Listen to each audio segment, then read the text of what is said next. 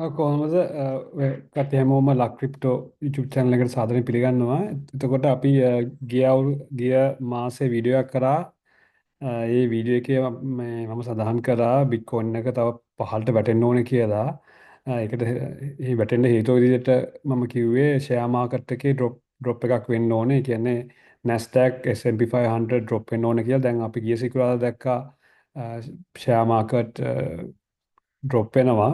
නැස්ඩැක් points 1000ක් විතර වගේ ඩ්‍රොප් වුණා. ඉතින් මේක දැන් අපි බලාපොරොත්තු වෙන ප්‍රයිස් එකට බිට්කොයින් එන්න හොඳ හේතුවක් වෙනවා. බලමු මේ අද සෞන්දර්යනේ අද රෑ මේ ෂෙයා මාකට් එකට මොකද වෙන්නේ කියලා මම එක්ස්පෙක්ට් කරනවා. බලාපොරොත්තු වෙන තව මාකට් එක ඩ්‍රොප් වෙයි කියලා. අම්, මේක ටිකක් කල් ගත වෙන්නත් පුළුවන්. මේ මොකද මේ ගොඩක් ලොකු ඩ්‍රොප් එකක් වෙච්ච හින්දා ගිය සිකුරාදා මේ සමහර ටිකක් පම්ප් එකක් ඇවිල්ලා ඊට පස්සේ ආයේ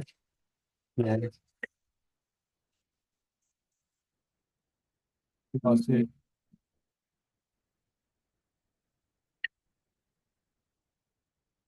ඊට පස්සේ වැටෙන්න පුළුවන් මාකට් එක.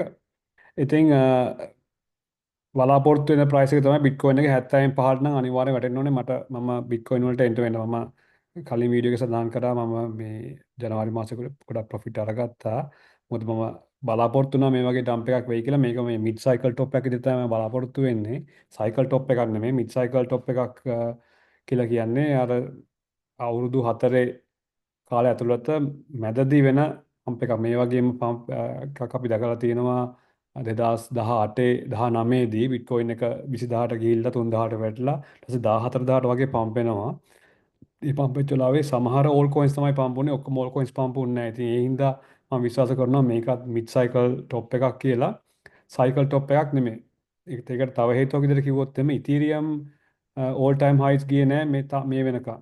ඉතීරියම් ඕල් ටයිම් හයිස් ගියේ නැහැ කියන්නේ අපිට හිතන්න අමාරුයි බිට්කොයින් එක මෙතන ඉඳන් ලොකු බෙයා මාකට් එකකට යයි කියලා.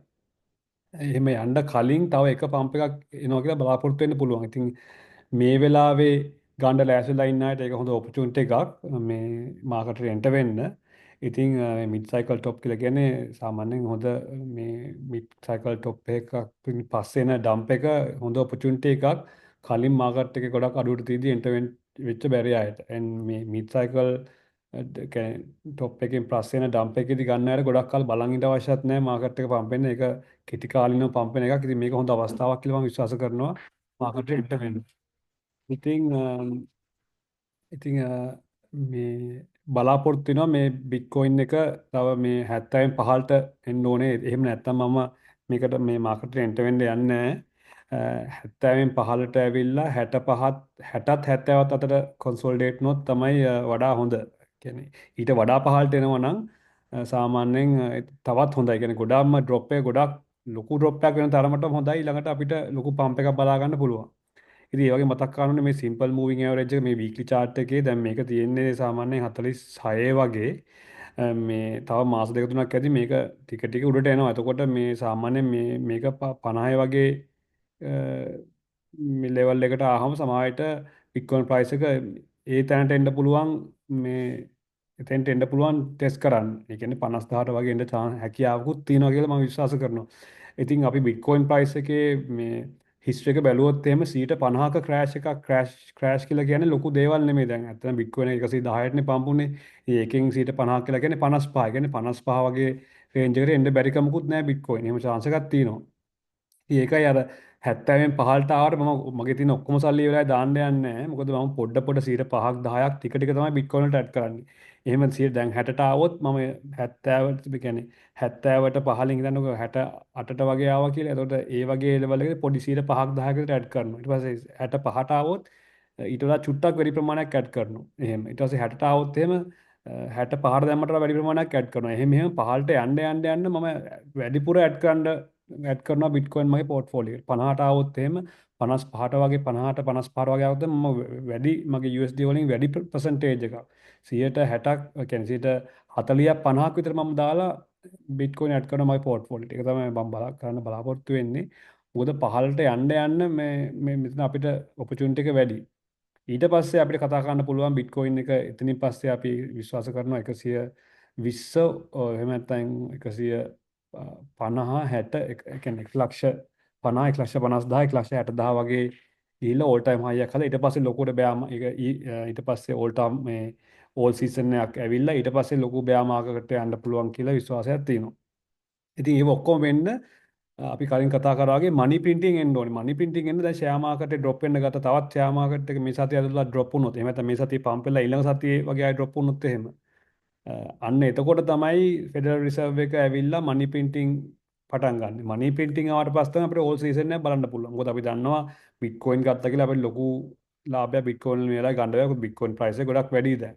ඉතින් ඕල් කොයින්ස් වලින් තමයි අපිට ලොකු ගාණක් ගන්න වෙන්නේ. ඒ වුණත් දැන් large cap all coins Ethereum වගේ වලින් අපිට 5x 10x වගේ තමයි වැඩිපුර බලාපොරොත්තු වෙන්නේ. වැඩි වුණොත් දැන් හිතන්නකෝ Ethereum ආවා කියලා 1000කට විතර වගේ. එතකොට ඊළඟ all season එකේදී Ethereum 8 10ට 9 10ට 10 වගේ යන්න පුළුවන්. එහෙම chance එකක් තියෙනවා. ඉතින් එහෙම වුණොත් එහෙම අපිට Ethereum වගේ වලින් 10x වගේ හොයාගන්න පුළුවන්. හැබැයි අපි මයික්‍රෝ කැප් කොයින්ස් වල ස්මෝල් කැප් කොයින්ස් වලට ගියොත් ඒවයින් නම් අපිට ඔන්න 50x 100x වගේ ගේන්ස් ගන්න පුළුවන්. ඉතින් මම ලාර්ජ් කැප් කොයින්ස් වලට ඉන්වෙස්ට් කරන ගමන්ම මේ ස්මෝල් කොයින්ස් වලට ඇඩ් කරනවා. හැබැයි වැඩිපුර මම try කරනවා මගේ සල්ලි වලින් බිට්කොයින් වලට මේ ඇඩ් කරන්න. ඊට පස්සේ බිට්කොයින් එක පම්ප් වුණාට පස්සේ තමයි මම ඒ සල්ලි කන්වර්ට් කරන්නේ ඕල් කොයින්ස් වලට. ඒක හේතුව ඇවිල්ලා දැන් කොන්සෝල්ටේෂන් එකක් වෙලා බිට්කොයින් හිතන්නකො 50ට ආවා කියලා 60ට 55 60ට ආවා කියලා ඊට පස්සේ එතන පම්පෙද්දි බිට්කොයින් එක පම්පෙද්දි බිට්කොයින් එක විතරයි සාමාන්‍ය මුලින්ම පම්ප් වෙන්නේ. අනිත් කොයින්ස් මුකුත් ලොකුවට වෙනසක් වෙන්නේ නැහැ. එතකොට මම බිට්කොයින් එක 150ට යන්න බලාපොරොත්තු වෙනවා 140 50ට ගියාට පස්සේ ඒ බිට්කොයින් වලින් හම්බෙච්ච ප්‍රොෆිට් තමයි මම ඕල් කොයින්ස් වලට කන්වර්ට් කරන්න ඉන්නේ. සාමාන්‍ය අපි කරන්න ඕනේ එහෙමයි. ඉතින් ඒක අපි කතා කරමු බිට්කොයින් එකේ ඩම්ප් එකෙන් පස්සේ ඒ ගැන අපි වැඩි විස්තර කතා කරන්න පුළුවන්. මම දැන් ඒ ගැන කාලය යොදා ගන්න ඒ ගැන කතා කරන්න.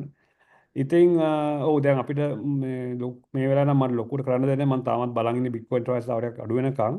ඉතින් මේ සතිය ඇතුළත ලොකු ඩ්‍රොප් එකක් වුණොත් එහෙම එක පාටම ලොකු විකයක් ඇවිල්ලා මේ බිට්කොයින් එක මේ රේන්ජ් එකේ 60ට වගේ ඇවිල්ලා ඊට පස්සේ කන්සෝලිඩේට් වෙන්න පුළුවන් මේ ඒරියා එකේ. ඊට පස්සේ ආයෙත් ටික කාලයක් ඒ රේන්ජ් එකේ කන්සෝලිඩේට්ලා ඊට පස්සේ ආයෙ ලොකුවට ඩම්ප් එකක් ඇවිල්ලා ඊට පස්සේ අපිට ලොකුවට මාකට් එකේ ඕල් ටයිම් හයිස් බලා ගන්න හැකියාවක් තියෙනවා කියලා විශ්වාස කරනවා. ඉතින් දැනට කරන්න තියෙන්නේ මම පැනික් වෙලා මම ගත්ත සමහර ඕල් කොයින්ස් ගොඩක් ඩවුන් වෙලා තියෙනවා. මමට පැනික් වෙලා ඉක්වන්න යන්නේ නැහැ. බිට්කොයින් එක බැටේදී තව ඒවා ගොඩක් ඩ්‍රොප් වුණා. මම තව පුළුවන් විදිහට පොඩ පොඩ ඒ ඕල් කොයින්ස් වලට ඇඩ් කරනවා. මගේ ඇවරේජ් ප්‍රයිස් එක පහළට ගෙන ගන්න. ඊට පස්සේ ඕල් සීසන් එකට අවුල් පුළුවන් විකුණන්න. ඉතින් සමහර අයගේ වොරේ එකක් තියෙනවා මේක මේ බුල් මාකට් එක ඉවරද එහෙම chance එකක් තියෙනවා වෙන්න පුළුවන්. උනාට එහෙම නොවෙනවා කියලා හිතන්න එකම දේ තමයි ඉතීරියම් ප්‍රයිස් එක. ඉතීරියම් ප්‍රයිස් එක තාම ඕල් ටයිම් හයි එකක් හැදුවේ නැහැ. ඉතින් මොකද එහෙම නැත්තම් මේක නම් මේ බුල් මාකට් එකේ අවසානයේ මේ සයිකල් টොප් එක මේක සයිකල් টොප් එක නම් මිඩ් සයිකල් টොප් එක මේක සයිකල් টොප් එක නම් ඊට පස්සේ ඉතින් 2029 තමයි ආය අපිට බුල් මාකට් එක බලා ගන්න වෙන්නේ. ඉතින් කොහොම නමුත් ඉතීරියම් ඕල් ටයිම් හයිස් ගිහුවා ඇතින්ද මම විශ්වාස කරනවා මේ ඕල් සීසන් එකක් එයි මේ බිට්කොයින් ඩ්‍රොප් වෙලා කොන්සර්ට් වෙලා උඩට ගියාට පස්සේ ඒකට QE ආවට පස්සේ බිට්කොයින් එක පම්පේ ඊට පස්සේ ඕල් සීසන් එකක් එනවා තමයි බලාපොරොත්තු තියෙන්නේ. හොඳයි එහෙනම් ওই වගේ විස්තරයක් තමයි මම කරන්න තියෙන්නේ. ඉතින් ඔව් දැන්ට ඉතින් කරන්න තියෙන්නේ බිට්කොයින් ප්‍රයිස් තව අඩු වෙනකම් බලන් ඉන්න. ඊට පස්සේ බිට්කොයින් ප්‍රයිස් අඩු වෙලා ඊට පස්සේ ඕනනම් බිට්කොයින් අඩු වුණාම ඕල් කොයින්ස් ගොඩාක් ඩ්‍රොප් වුණොත් ඕල් කොයින්ස් පොඩ ඇඩ් කරන්න පුළුවන්. හැබැයි හොඳම දේ තමයි බිට්කොයින් අරගෙන බිට්කොයින් පාපුණාට පස්සේ බිට්කොයින් වල ප්‍රොෆිට් අරන් ඒව කන්වර්ට් කරන එක ඕල් කොයින්ස් වලට. මම දැන් XRP වගේ XRP ඉතීරියම් උනත් මම ගන්න බලාපොරොත්තු වෙන්නේ බිට්කොයින් ප්‍රොෆිට් වලින්. මම බිට්කොයින් වලට තියෙන සල්ලි වලින් වැඩි ප්‍රමාණයක් මේ වෙලාවේ දානවා. දාලා බිට්කොයින් එක පාපුණාට පස්සේ බිට්කොයින් එකට බිට්කොයින් එක යනකෝ අපි ගියා කියලා 150ට. එතකොට ඒ බිට්කොයින් 150ට යන වෙලාවේ මම බිට්කොයින් ප්‍රොෆිට් තරම් කන්වර්ට් කරනවා ඉතීරියම් වලට. ඊට පස්සේ ඉතීරියම් පම්පෙද්දී ඒකෙන් අපිට කන්වර්ට් කරලා තව පොඩි කොයින්ස් වලට වැඩිපුර දාන්න පුළුවන්. මොකද සාමාන්‍යයෙන් මාකට් එකේ වෙන්නේ ඉස්සෙල්ලාම බිට්කොයින් ප්‍රයිස් එක වැඩි වෙනවා. ඊට පස්සේ ලාර්ජස්ට් කැප් ඊට පස්සේ තියෙන ඕල් කොයින් තමයි ඉතීරියම්. ඊට පස්සේ ඉතීරියම් වැඩි වෙනවා. ඊට පස්සේ ඉතීරියම් ප්‍රොෆිට් වලින් ලාර්ජ් කැප් වැඩි වෙනවා. ඊට පස්සේ mid cap, small cap, micro cap. එහෙම තමයි සාමාන්‍යයෙන් මාකට් එකේ මේ ක්‍රෑෂ් ෆ්ලෝ වෙන්නේ. ඒතර බිට්කොයින් ප්‍රොෆිට් වලින් ගියාම අපිට බිට්කොයින් ප්‍රොෆිට් තරම් ඒ ප්‍රොෆිට් දාලා ඒ ප්‍රොෆිට් එක්කම අපිට ඉතීරියම් ගන්න පුළුවන්. ඊට පස්සේ ඒ ප්‍රොෆිට් එකම අපිට XRP වගේ කොයින්ස් අර ගන්න පුළුවන් බිට්කොයින් ප්‍රොෆිට් වලින්ම.